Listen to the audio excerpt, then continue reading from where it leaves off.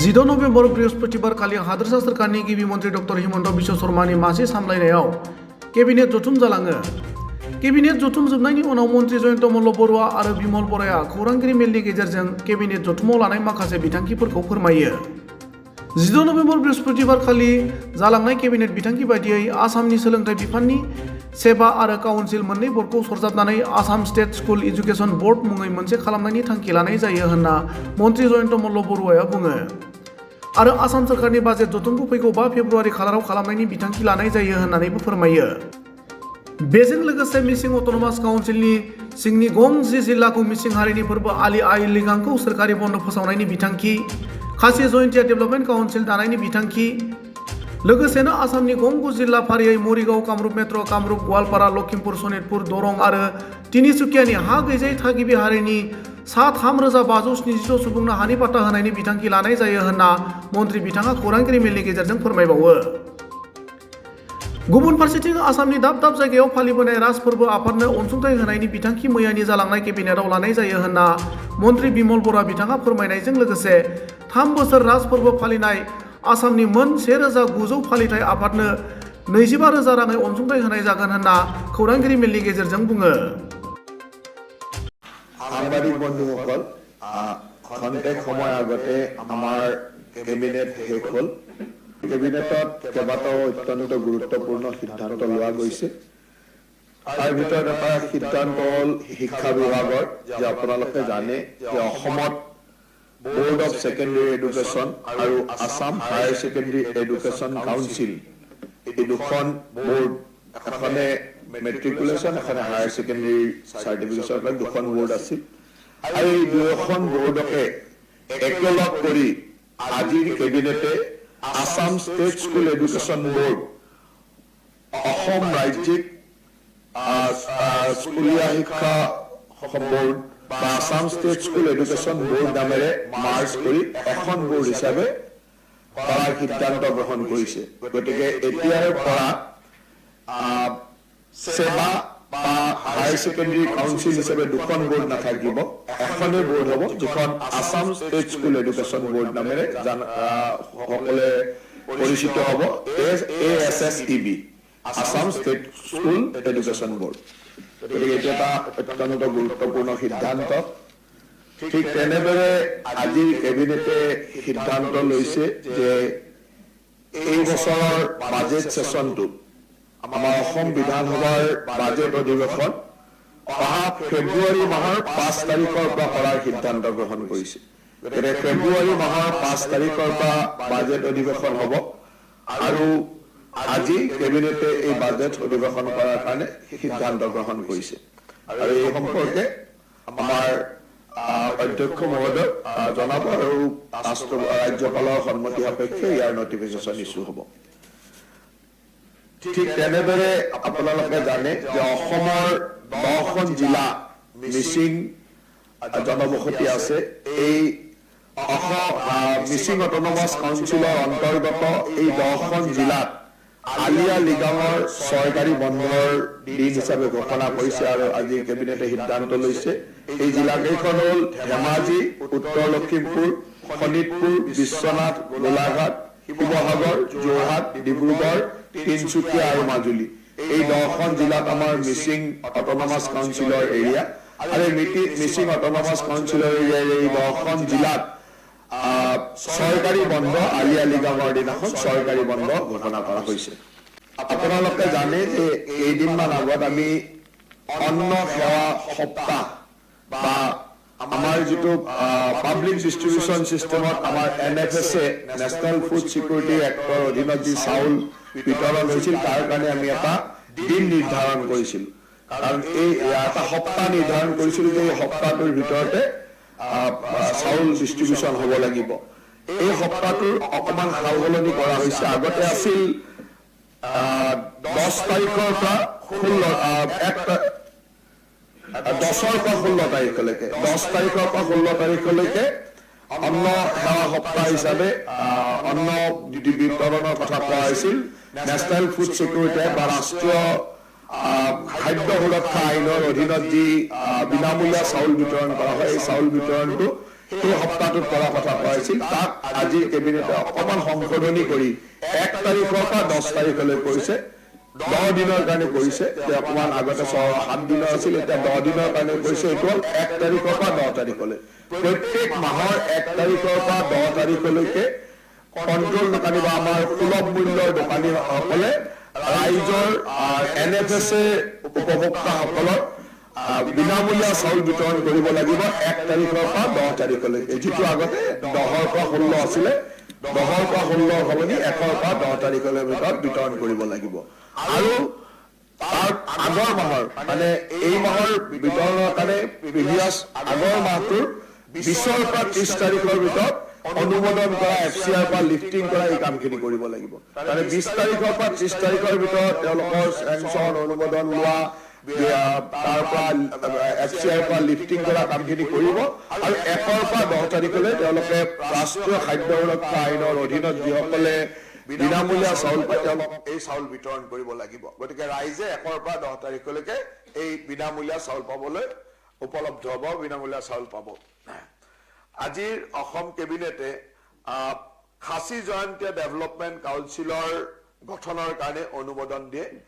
বিশেষকৈ পৰাগবেলি ডিমা হাউচৰ যিখিনি খাচী জয়ন্তীয়া লোক আছে তেওঁলোকৰ ডেভেলপমেণ্ট কাউন্সিল এখনৰ গঠনৰ কাৰণে আজিৰ কেবিনেটে অনুমোদন দিয়ে আপোনালোকে জানে যে আমাৰ অসমৰ যি ST বা অনুসূচিত জনজাতিৰ যি তালিকা এই তালিকাত 7 নম্বৰত এনি কুকি ট্ৰাইবছ ইনক্লুডিং বুলি দি কেইবাটাও কমিউনিটিৰ নাম লিখা আছিল যাত বাইটে বা বেইটে নামৰ এটা কমিউনিটিও আছিল যিটো কুকি কমিউনিটিৰ ইনক্লুডিং বুলিয়ে লিখা আছিলে এইটোত অকমান তেওঁলোকৰ এটা কথা আছিল যে তেওঁলোক কুকি কমিউনিটিৰ ভিতৰত সেপাৰেট কমিউনিটি এটা থাকিব লাগে বুলি তেখেতসকলৰ ডিমান্ড আছিল আৰু এই ডিমান্ডটোকে লৈ আজি অসম কেবিনেটে এটা separate proposal ministry of tribal affairs Bharat চৰকাৰৰ মিনিষ্ট্ৰী অফ ট্ৰাইবেল এফেয়াৰ্ছলৈ পঠোৱাৰ সিদ্ধান্ত লৈছে যে তেওঁলোকক বাইটে বা বেইটে বুলি এটা সেপাৰেট কমিউনিটি কৰি কাৰণ ST অলৰেডি হয় বা ST কুকি কমিউনিটিৰ ইনক্লুডিং কুকি কমিউনিটি বুলি তেওঁলোক আছিল তেওঁলোকক এটা সেপাৰেট কমিউনিটি বুলি দিব লাগে বুলি এটা প্ৰপ'জেল ট্ৰাইবেল এফেয়াৰ্ছ মিনিষ্ট্ৰীলৈ ভাৰত চৰকাৰ ট্ৰাইবেল এফেয়াৰ্ছ মিনিষ্ট্ৰীলৈ এটা প্ৰপ'জেল পঠোৱাৰ সিদ্ধান্ত অসম কেবিনেটে অনুমোদন জনায়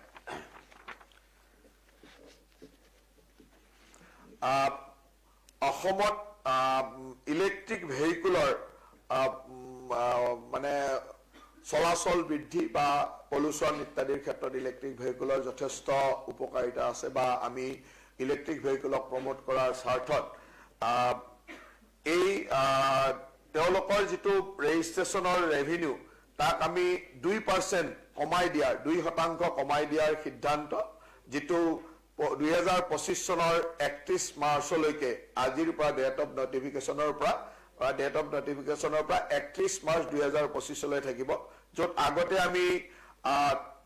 10% লৈ থকা হৈছিল ভেহিকুলাৰ ৰেজিষ্ট্ৰেশ্যনত সেই 10 to 8% লৈকে হ্ৰাস কৰাৰ সিদ্ধান্ত লোৱা হৈছে যাতে ইলেক্ট্ৰিক ভেহিকুলটো প্ৰমোট কৰিব পৰা যায় ইলেক্ট্ৰিক ভেহিকুল আগুৱাই নিয়াৰ স্বাৰ্থত আপোনালোকে জানে যে আমাৰ প্ৰতিখন মিউনিচিপালিটিতে বা আমাৰ যিখন পৌৰসভা পৌৰ নিকায় আছে এই পৌৰসভা আৰু পৌৰ নিকায়ত গভৰ্ণমেণ্ট নমিনেটেড কমিশনাৰো থাকে মানে গভৰ্ণমেণ্ট নমিনেটেড যিসকলৰ 10খনতকৈ বেছি আসন আছে তাত 2জন য'ত 10খন আছে তাত এজন গভৰ্ণমেণ্ট নমিনেটেড কাউন্সিলৰ বা ৱাৰ্ড কমিশনাৰ থাকে সেইসকলৰো মানে অন্যান্য সা সুবিধাৰ ক্ষেত্ৰত বিশেষকৈ তেওঁলোকৰ পাৰিতোষিক বা অন্যান্য সা সুবিধাৰ ক্ষেত্ৰত বাকি ৱাৰ্ড কমিশনাৰসকলৰ লগত সমান কৰি দিয়াৰ সিদ্ধান্ত বা অনুমোদনো আজিৰ কেবিনেটে দিয়ে যে তেওঁলোকো একেই ৱাৰ্ড কমিশনাৰ কেৱল তেওঁলোকৰ গভৰ্ণমেণ্ট নমিনেটেড সেই তেওঁলোকে আগতে পাৰিতোষিকটো পোৱা নাছিল তেওঁলোকৰ পাৰিতোষিকৰ কাৰণে বা অন্যান্য সা সুবিধাও তেওঁলোকে ইলেক্টেড ৱাৰ্ড কমিশনাৰ দৰে পাব এই ধৰণৰ সিদ্ধান্ত এটা লোৱা হয় কিন্তু তেওঁলোকৰ মাত্ৰ ভোটিং পাৱাৰটো মানে মিউনিচিপালিটিত নাথাকিব ভোটিং পাৱাৰক বাদ দি বাকি সকলোখিনি তেওঁলোকৰ একে থকাৰ সিদ্ধান্তলৈ আজি অসম কেবিনেটে অনুমোদন দিয়ে আজি অসমৰ কেবিনেটে আপোনালোকে জানে যে ইতিমধ্যে আমি বসুন্ধৰা টুৰ জৰিয়তে আমাৰ খিলঞ্জীয়া বহু ভূমিপুত্ৰ বা খিলঞ্জীয়া লোকসকলক মাটিৰ পট্টা দিয়াৰ কাম আমাৰ চলি আছিলে আৰু আজিৰ কেবিনেটে 3576 গৰাকী এনেকুৱা খিলঞ্জীয়া ভূমিহীন লোকক 9খন জিলাৰ ভূমিহীন লোকক মাটিৰ পট্টা প্ৰদান কৰাৰ সিদ্ধান্ত গ্ৰহণ কৰে। এই জিলাকেইখন হ'ল মৰিগাঁও, কামৰূপ মেট্ৰ', কামৰূপ, গোৱালপাৰা, লখিমপুৰ, শোণিতপুৰ, দৰং, তিনচুকীয়া আৰু ধেমাজি।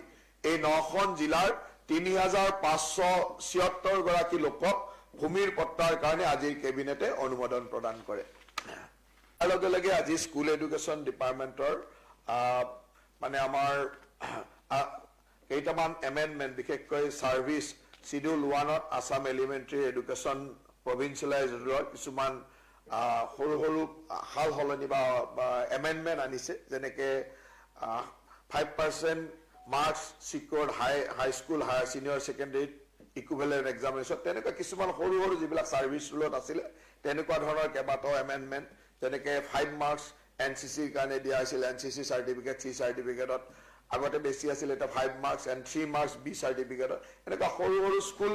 এডুকেশ্যন ডিপাৰ্টমেণ্টৰ কেইটামান ছাৰ্ভিচ ৰুল আৰু তেওঁলোকৰ UP LP টিচাৰৰ ক্ষেত্ৰত UP LP টিচাৰৰ ক্ষেত্ৰত কেইটামান ছাৰ্ভিচ ৰুলৰ সৰু সৰু এমেণ্ডমেণ্ট অনা হৈছে। মুখ্যতঃ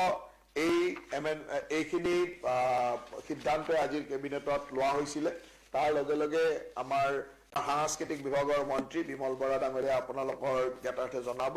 গতিকে মই তেখেতক এইখিনি কথা ক'বৰ কাৰণে অনুৰোধ জনাইছোঁ। কেবিনেটে এটা গুৰুত্বপূৰ্ণ সিদ্ধান্ত গ্ৰহণ কৰিছে। আমি সকলোৱে জানো যে শৰৎকালৰ এই জ্যোৎস্না প্লাবিত ৰাতিত গকুলত ভগৱান শ্ৰীকৃষ্ণই গোপীসকলৰ লগত ৰাসলীলাত নিমগ্ন হৈছিল আৰু জ্যোৎস্না বিধৌত এই শৰৎকালৰ পূৰ্ণিমাৰ ৰাতি ভগৱান কৃষ্ণক স্মৰণ কৰিবৰ কাৰণে আধ্যাত্মিকভাৱে ভক্তিৰসৰে পৰিপূৰ্ণ হৈ সমগ্ৰ সনাতনী সমাজখনে ৰাসলীলা উদযাপন কৰি আহিছে আৰু অসমতো বিভিন্ন প্ৰান্তত এই ৰাসলীলাৰ আয়োজন কৰা হৈছে। আধ্যাত্মিকতা ভক্তিৰসৰে পৰিপূৰ্ণ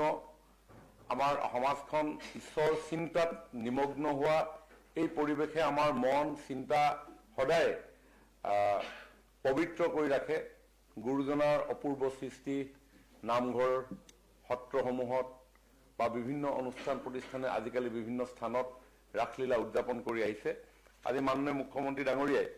সমগ্ৰ অসমতে উদযাপিত হৈ অহা ৰাসসমূহ যাতে আৰ্থিকভাৱে চৰকাৰৰ তৰফৰ পৰা কিছু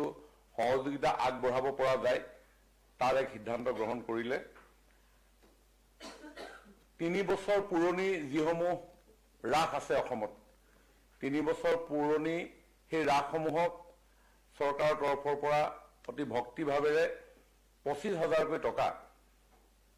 এইবাৰৰ পৰা প্ৰদান কৰা হ'ব। সমগ্ৰ অসমত আমাৰ চৰকাৰীভাৱে পোৱা হিচাপ মতে প্ৰায় 1900খন ৰাস উদযাপন হয়। 3 বছৰ পুৰণি, হয়তো 2 বছৰ এবছৰৰ পৰা নতুনকৈ বহু স্থানত আয়োজন কৰিছে, কিন্তু এইবাৰ 3 বছৰ পুৰণি সকলো ৰাস উদযাপন সমিতিলৈ চৰকাৰৰ তৰফৰ পৰা খুব আন্তৰিকতাৰে 25,000 টকাৰ এক ধনৰাশি প্ৰদান কৰাৰো সিদ্ধান্ত আজি কেবিনেটে গ্ৰহণ কৰিছে।